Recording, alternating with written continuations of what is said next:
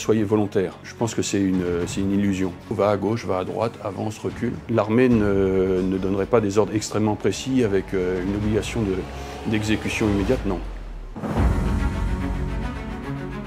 Commander, c'est tout à fait lié à la finalité militaire, c'est-à-dire pour faire la guerre, pour combattre, avec le risque de la vie. Maintenant, on pourrait associer le mot management, direction, etc. Ce sont aussi des méthodes pour viser à l'efficacité. Pour viser à l'efficacité militaire, il faut commander.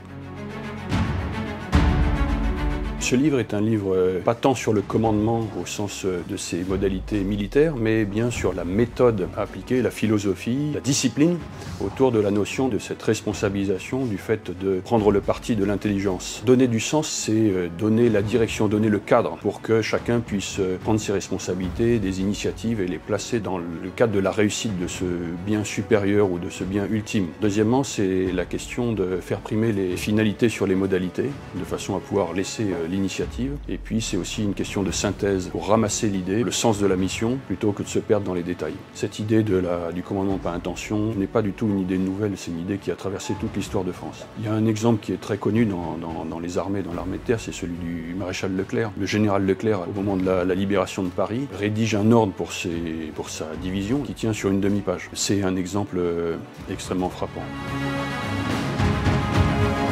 Alors, ma démarche, elle est d'abord une démarche vers les militaires pour leur dire que le monde est en train de changer de manière absolument majeure sur le plan stratégique, politique, technologique, culturel, et que dans ce monde en bascule, il était important de retrouver un style, le fait de parier sur le sens, qui est un style très français. Et donc, il m'a semblé, au moment de la réflexion, et notamment d'échanges avec divers responsables sportifs, de l'industrie ou autres, que finalement, c'était un message qui pouvait intéresser au-delà du monde militaire.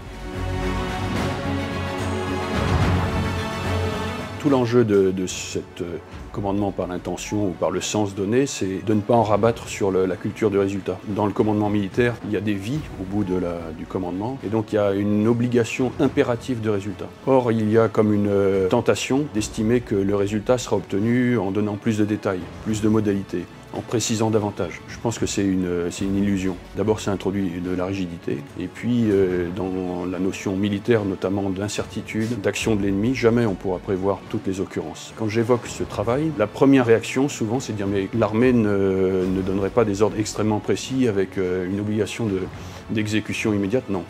L'armée française, en tout cas, de manière historique, a toujours eu cette habitude de donner sa place à l'initiative. Et c'est très adapté au combat moderne. On a cet exemple sous nos yeux de l'armée ukrainienne qui a été très décentralisée, qui a laissé beaucoup d'initiatives aux unités, aux bas échelons, qui ont permis d'inventer, d'innover, de saisir toutes les opportunités.